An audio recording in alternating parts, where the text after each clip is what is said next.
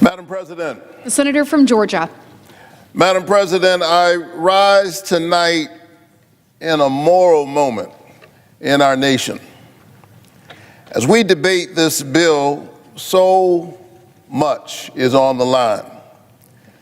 The health care of over 16 million Americans, 750,000 of them Georgians, is on the line. Food for hungry children. In a wealthy nation where 1 in 5 children are already food insecure. They don't know where their next meal is coming from. Their livelihood, their welfare is on the line. The well-being of seniors in nursing homes and the disabled who rely on Medicaid and those who care for them is on the line. The fate of rural hospitals in Georgia, in Alaska, in Louisiana, in little towns all over this nation that are right now barely hanging on is on the line, and the scraps that they are throwing them while cutting them will not save them. And my friends on the other side of the aisle know it. They know that these scraps that they're throwing at rural hospitals will not save them. And so in a very real sense, lives are on the line. We are in a moral moment because something else is on the line. I submit that the character of the country is on the line. In a real sense, the question tonight is, who are we? Not who do we tell ourselves we are, but who are we really? What and who do we care about? What kind of nation are we? And what kind of people do we want to be? Who matters? And who doesn't? Who do we think is dispensable? In no place is the answer to that question clearer than in a nation's budget. I submit that a budget is not just a fiscal document. A budget is a moral document. Show me your budget and I'll show you who you think matters and who doesn't. And if this awful budget were an EKG, it would suggest that our nation has a heart problem and is in need of moral surgery. And so I'm clear tonight. I understand the nature of what we are engaged in. This is a political process. It is. But it is also a moral exercise. Not only for the nation, but for each of us individually. And especially for the mere 100 of us out of a nation of 300 million who get to vote, perhaps in a matter of hours. We have the rare privilege of standing up for people who have entrusted with us the covenant of centering their families. It's a real privilege for the people of your state to say that since we can't all go to Washington, we're going to trust you in rooms of power to be thinking about our children, to be thinking about our parents as they deal with the blessings and the burdens of growing old. And so the question for me tonight is, how will we show up in this moment? And that's why yesterday I gathered in the Russell Rotunda with a multi-faith coalition of clergy to pray that lawmakers might have the courage to stand up to their party, to stand up to the special interests, and protect seniors in nursing homes and pregnant mothers on Medicaid and children who risk going to school hungry every single day in this country. 1 in 5 children in the wealthiest nation on the planet already food insecure. And with these SNAP cuts, this body is about to make it worse. And so, surrounded by clergy of many faith traditions, yesterday I prayed that we would have the courage. I prayed that we would have the grace to stand as voices for the voiceless. And as I stood there, I could not help but feel a sense of deja vu. This is not the first time I've been in our nation's capital speaking out against these policies that betray hard-working families. It was 8 years ago, almost to the day in 2017, when Washington Republicans were trying to pass a tax bill that favored wealthy Americans over working families, that I came to this building not as a senator, but as a pastor. I had no idea that 8 years later I would be serving in this body. I had no notion that I would even run for the Senate. I came as a citizen. And standing with a multi-faith coalition, we were praying for our nation's leaders. We were gathered in the rotunda of the Russell Building, and as we were singing and praying, the Capitol Police said, I'm sorry, pastors, you can't sing and pray in the rotunda. If you do not disperse, we will have to arrest you. And let me say that the Capitol Police did not mishandle us that day. They were first-rate professionals. But they said that if you don't disperse, we will have to arrest you. What they didn't understand is that I had already been arrested. My conscience had been arrested. My heart and my imagination, my moral imagination, had been arrested by this idea that we as a country are better than this. I come from a tradition where you don't just pray with your lips, you pray with your legs. You put your body in the struggle for other struggling bodies. And so here I am tonight, 8 years later,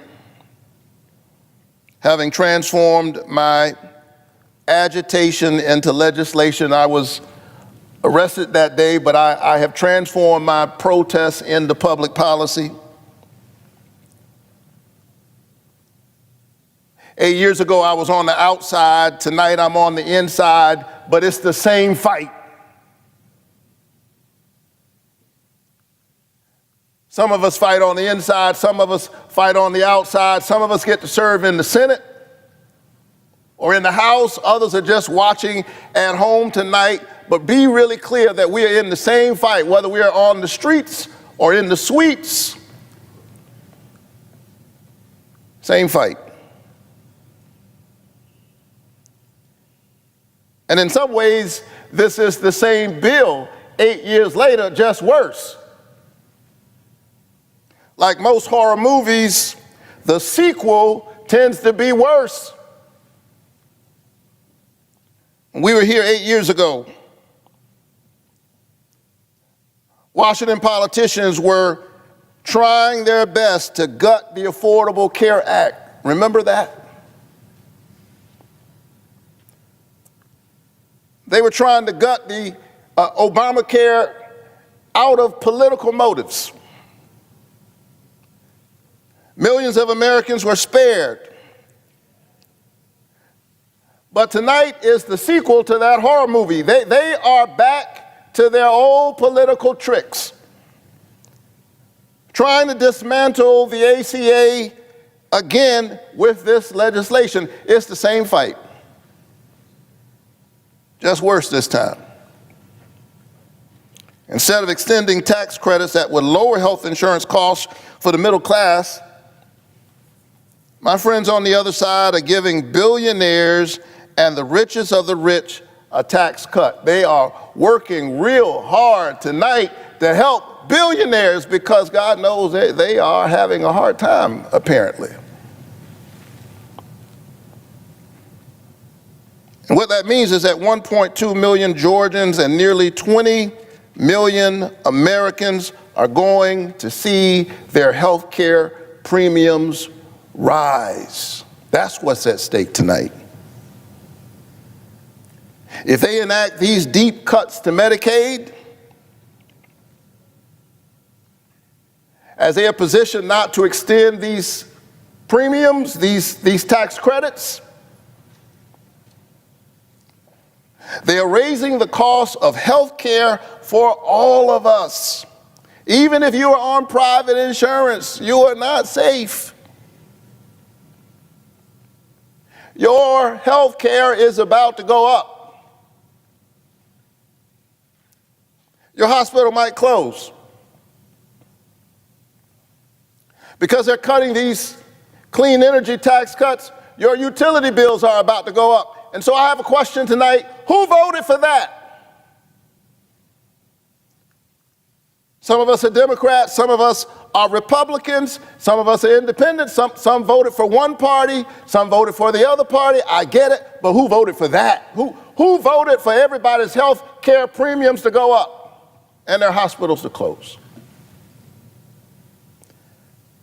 Here's what I know. The folks back in Georgia didn't vote for that.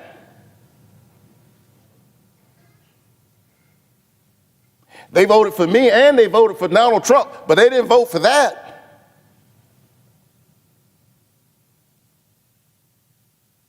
Ordinary folks don't want this.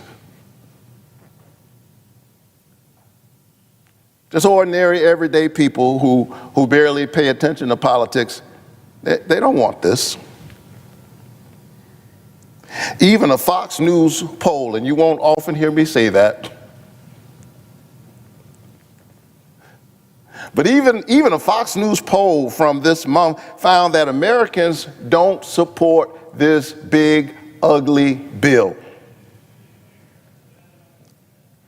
This is symptomatic of the ways in which the people's voices have been squeezed out of their democracy. This is not just a healthcare fight. It is that. It is not just a fight for food security, for SNAP. It is that.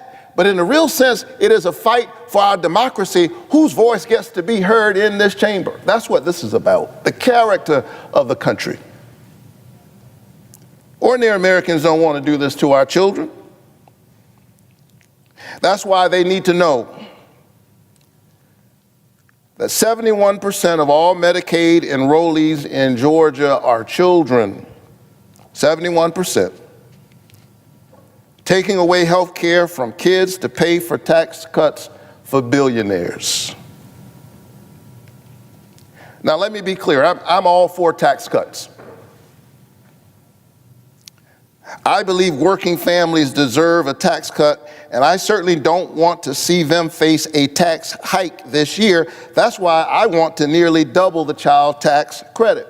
I believe in tax cuts for hardworking families, for middle-class people, for working-class families. But instead of doing that,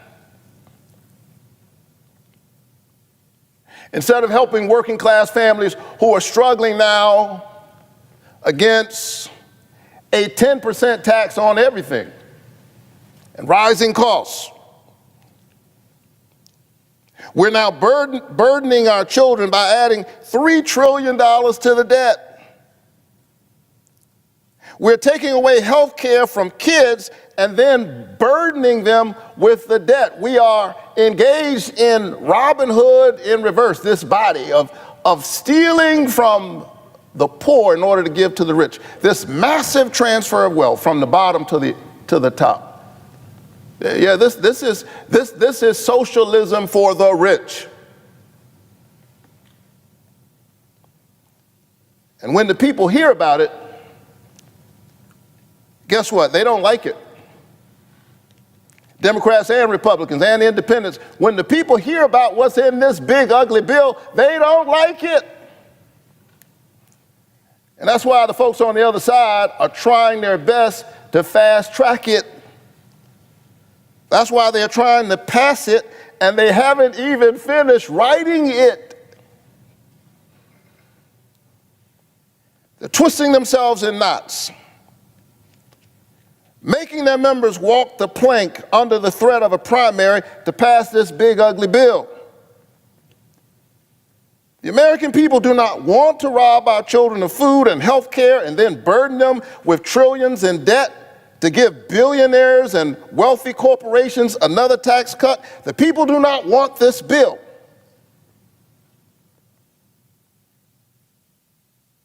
And so if the people do not want this bill, but they are trying to pass it, here's the question you got to ask yourselves at home. You have to ask yourselves, well, who are they working for? Who are they fighting for? Who do they think matters? Do you think they are working for you?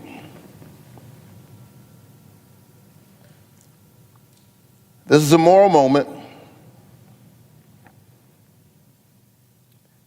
and a budget is a moral document. And we have been summoned to this moment, people of faith and people of moral courage who claim no particular faith at all.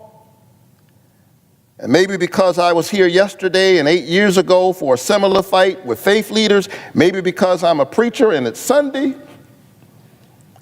and I've been here instead of church, I have especially been thinking about those of us who are people of faith. People whose lives are informed by Scripture, people of the book. And maybe those of us who have different politics but read from the same book ought to spend some time together reading the book. Because I do sometimes wonder, and I say this with all humility, none of us owns the truth. But if I'm honest, there are days when I have to ask people of my faith tradition as a Christian, are we reading the same book?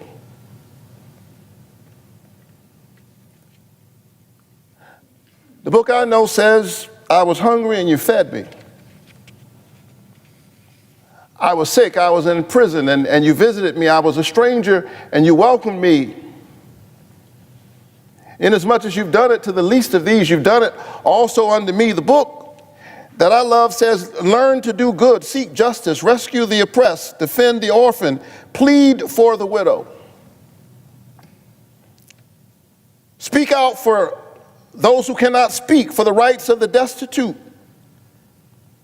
Speak out, judge righteously, defend the rights of the poor and the needy. My book says, whoever is kind to the poor lends to the Lord and will be repaid in full. The prophet Amos condemns those who buy the poor for silver and the needy for a pair of sandals. They sell the poor out and working class people for cheap. And for those of us who have a vote in this moment,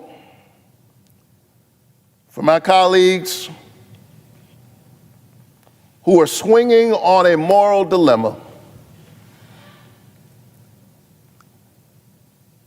I hear the prophet Micah say, he has already told you what is good. And what does the Lord require? But that you do justice, Love kindness, and walk humbly with your God. May God be with our nation and grant us grace, wisdom, and courage for this moment. Madam President, I yield the floor.